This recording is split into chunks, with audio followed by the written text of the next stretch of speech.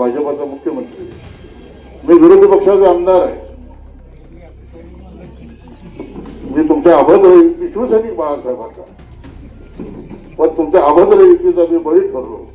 पण एकनाथ शिंदे साहेब काल सांगोल्याला ज्यावेळी आले होते त्यावेळी सत्कार करायला सगळ्यात वर हेलिपॅडपासून मी पहिला होतो. आणि सकाळी आल्यापासून जाऊच तर यांना विचारा, साहेबाच्या तोंडात एकच होतं, राजू मी कुठे गेलो, कुठून आलो हे महत्वाचं नाही, कुठे चिन्हावर आलो हे महत्वाचं नाही, माझा राजू महाराष्ट्राच्या विधानसभेत आमदार म्हणून आला याचा सार्थ अभिमान एकनाथ शिंदे साहेबांना होता. तुमचा भाऊ आहे, अर्ध्या रात्रीचा भीमराव हाक मारा, हा राजू खरे तुमच्या सिकंदर टाकळीत पोचल्याशिवाय राहणार नाही. महात्मा ज्योतिबा फुले यांच्या जयंतीच्या निमित्तानं माझे मित्र भीमराव सुखदेव वशेकर यांनी आयोजित केलेल्या या आरोग्य शिबिराच्या उद्घाटनाला आमदार म्हणून येण्याची मला संधी मिळाली. मंचावर उपस्थित असणारे माझे मित्र चरणराज चौरे, रमेशजी भारतकर, शंकरराव वाघमारे, सुनीलजी चव्हाण, सुनील पाटील, देशमुख सर, करमाळ्याचे आमदार नारायणराव पाटील यांचे सासरे, सैजराव दाजी या गावचे सरपंच सोनटक्के,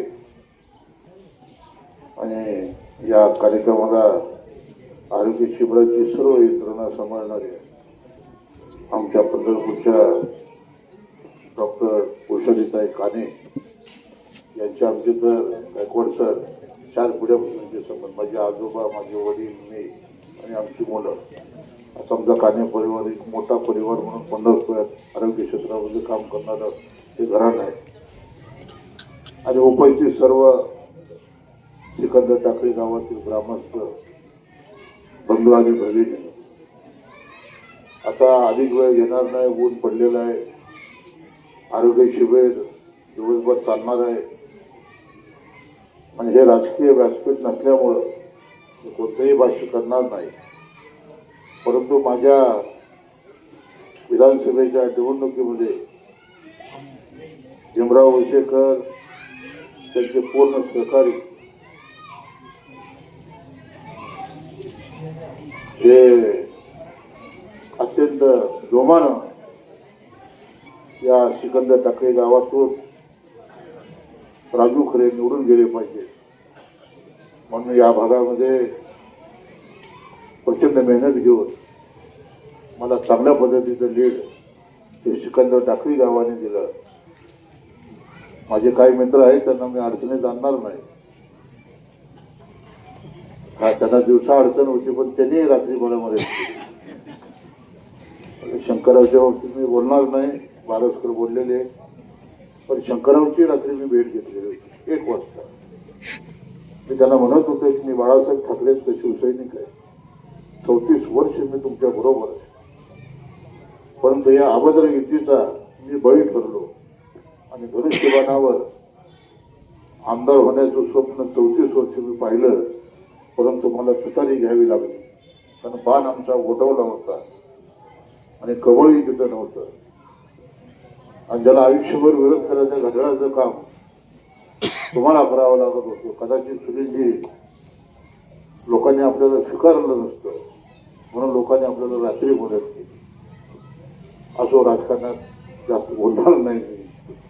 दाजी तर तिकडं होते, गरीबी होते, विजयराज होते, उत्तरमध्ये तुमचे सारे पक्षाचे दिग्गज नेते माझ्याबरोबर होते.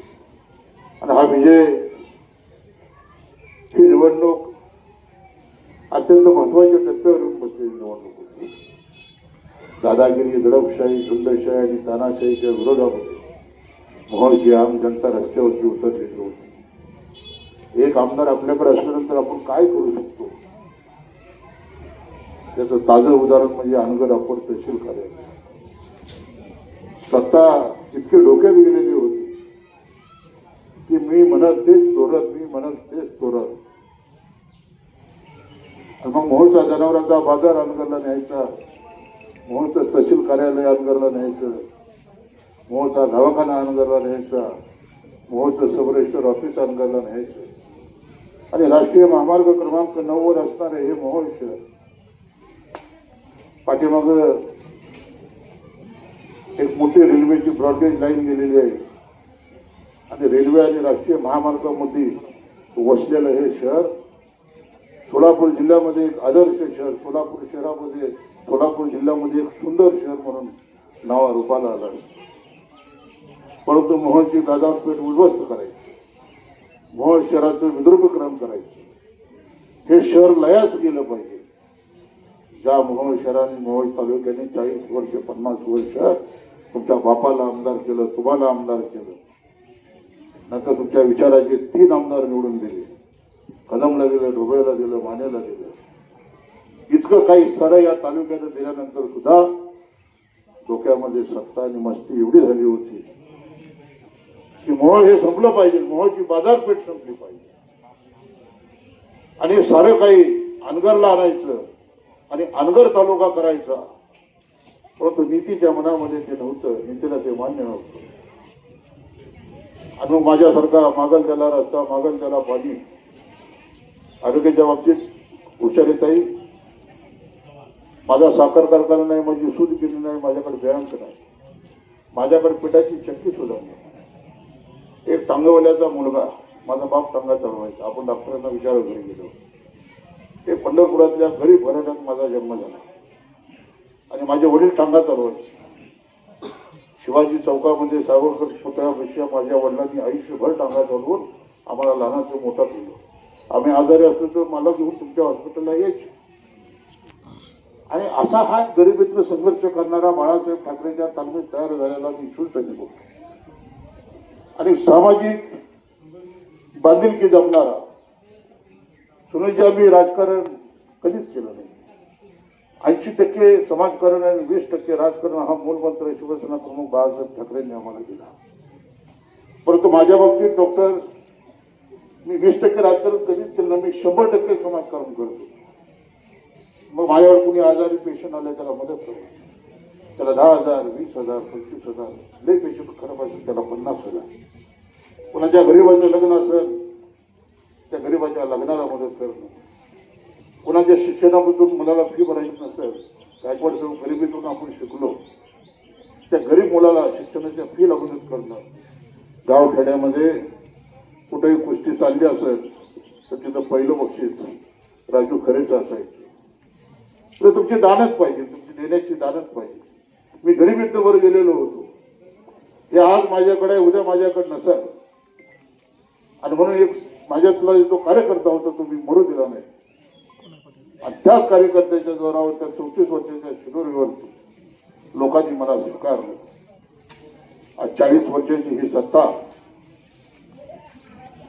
आणि या सत्तेचा शेवट याच मोहोळच्या जनतेने केला आणि बारीक सारीक नाही तर तब्बल 31,000 मताधिकारी मला या मोहोळच्या मायबाप जनतेने आणि इथं बसलेल्या माझ्या साऱ्या सहकार्यांनी दिवस रात्र पळून माझ्यासारख्या सर्वसामान्य कार्यकर्त्याला आमदार म्हणून निवडून दिलं. त्या सर्व माझ्या मित्रांचं, या सिकंदर टाकळी गावातील लोकांचे मी आभार मानतो. भीमरावजी, आपण जी कामं सांगितलेली, आपण मला 6 कामं सांगितलेली, ती कामं आपण वाचून दाखवलेली. सुनील चव्हाण, मी आपल्याला सांगतो, आपण इथले नेते आहात, तालुक्यात भाजपाचे नेते आहेत, राज्यात भाजपाचा मुख्यमंत्री, मी विरोधी पक्षाचे आमदार आहे. मी तुमच्या अभद्र युती शिवसैनिक बाळासाहेबांचा, पण तुमच्या अभद्र युतीचा मी बळी ठरलो. पण एकनाथ शिंदे साहेब काल सांगोल्याला ज्यावेळी आले होते त्यावेळी सत्कार करायला सगळ्यात वर हेलिपॅडपाशी मी पहिला होतो आणि सकाळी आल्यापासून जाऊच तर यांना विचारा, साहेबाच्या तोंडात एकच होतं, राजू, मी कुठं गेलो, कुठून आलो हे महत्वाचं नाही, कुठे चिन्हावर आलो हे महत्वाचं नाही, माझा राजू महाराष्ट्राच्या विधानसभेत आमदार म्हणून आला याचा सार्थ अभिमान एकनाथ शिंदे साहेबांना होता. आणि मग पक्षीय चौकटीच्या बाजूला ठेवून मोहोळ शहराचा विकास आराखडा, 3,000 कोटीचा विकास आराखडा कालच्या बजेटचं अधिवेशन संपल्याच्या त्याच दिवशी रात्री 8 वाजता साहेबांनी सही करून मोहोळ एक सुंदर शहर म्हणून उद्या नावारूपाला येईल. कारण विधानसभेचा प्रचाराला जात असताना आम्ही आश्वासित केलं होतं की मोहोळची बाजारपेठ उद्ध्वस्त होऊ देणार नाही आणि मोहोळ हे सोलापूर जिल्ह्यातलं एक सुंदर शहर म्हणून नावारूपाला येईल. आणि साहेबांच्या मागे 4 महिने लागलो आणि 2 वर्ष प्रलंबित असणारा 2 वर्षापूर्वी 22ला तुम्ही पाठवलेला विकास आराखडा 24ला 25ला मी आमदार झाल्यानंतर साहेबांना विनंती करू काही बदल सुचवून त्याला गेल्या आठवड्यात गेल्या 10 दिवसापूर्वी मान्यता घेतली. तर येणाऱ्या काळामध्ये मोहोळचा शहरामोहरा बदलण्याचं काम कारण तुम्ही मला 24ला आमदार केलं परंतु 29ची विधानसभा लागेल. सुनीलजी आपण पाहाल एकनाथ शिंदे साहेबांकडे नगर विकास करतोय आणि मोहोळचा चेहरामोहरा या नगर विकास खात्याच्या माध्यमातून प्रचंड मोठ्या प्रमाणामध्ये निधी आणून पूर्ण केला जाईल. भीमरावजी आपण 6 कामं सांगितलेत मला. मी या कार्यक्रमाच्या निमित्तानं आजच जाहीर करतो की 6च्या 6 कामं येत्या 4 महिन्यामध्ये पूर्ण केली जातील. आणि त्याही पलीकडे तुमचा भाऊ आहे अर्ध्या रात्रीचा भीमराव हात मारा हा राजू खरे तुमच्या सिकंदर टाकळीत पोचल्याशिवाय राहणार नाही. पुन्हा एकदा आपल्याला आरोग्याचा लाभ घ्यायचा आहे. आज महात्मा फुलेंच्या जयंतीच्या निमित्तानं खूप मोठा आणि एक चांगला उपक्रम या मतदारसंघामध्ये सिकंदर टाकळीमध्ये होत असताना अत्यंत आनंद होत आहे. या शिबिराला माझ्या शुभेच्छा. आपण मला इथे बोलवलात मला बोलण्याची संधी दिली त्याबद्दल मी भीमराव आपल्या सर्व सहकार्याचे आभार मानून मी आपली रजा घेतो आणि लवकरात लवकर शिबिराची सुरुवात करा. संध्याकाळी 6 वाजेपर्यंत जास्तीत जास्त आपल्या या भागातल्या लोकांना त्याचा जास्तीत जास्त लाभ होण्यासाठी प्रयत्न करा. मी काल ज्यावेळेला शिंदे साहेबांकडे बसलो होतो त्यावेळी साहेबांना मी सांगितलं की साहेब मोहोळला हॉस्पिटल मंजूर झालं परंतु जाग्या हॉस्पिटल होऊ शकलं नाही. साहेबांनी ताबडतोब आमच्याच पक्षाची आरोग्यमंत्री प्रकाशजी आंबेडकर माझे मित्र जाईल त्यांना तातडीने साहेबांनी सूचना केल्या की मोहोळमध्ये आरोग्याच्या विषयी ज्या ज्या अडचणी आहेत त्याची स्वतंत्र बैठक घे. त्या बैठकीला मी नगरविकास मंत्री राज्याचा मुख्यमंत्री म्हणून येतो तुम्ही या आणि आपल्याला राजू घे आणि मोहोळमध्ये आरोग्याच्या बाबतीमध्ये जेवढ्या समस्या आहेत त्या साऱ्या समस्या सोडवण्याचा ताबडतोब मी प्रयत्न करेन. आणि शिंदे साहेब तुम्हाला माहिती आहे ज्याच्या मागं कोण नाही त्याच्या मागं एकनाथराव असले की अनाथाचा नाथ काय करतो ते महाराष्ट्रानं पाहिलेलं आहे. आणि म्हणून पुन्हा एकदा आपल्याला या कार्यक्रमाच्या निमित्तानं भीमराव शुभेच्छा देतो. आपण ज्या बी काही मागण्या केलेल्या आहेत त्या साऱ्या मागण्या पूर्ण केल्या जातील असं या गावकऱ्यांना मी आश्वस्त करतो. आपल्या मताच्या रूपानं हा राजू खरे विधानसभेत आमदार म्हणून गेलेला आहे आणि तो तुमच्यासाठी गेलेला आहे आणि हा विकास निधी तुमच्यासाठी आणायचा आहे आणि तो आणून या साऱ्या समस्या पूर्ण केल्या जातील अशा पद्धतीचं अभिवाचन देतो आणि मी आपली रजा घेतो. जय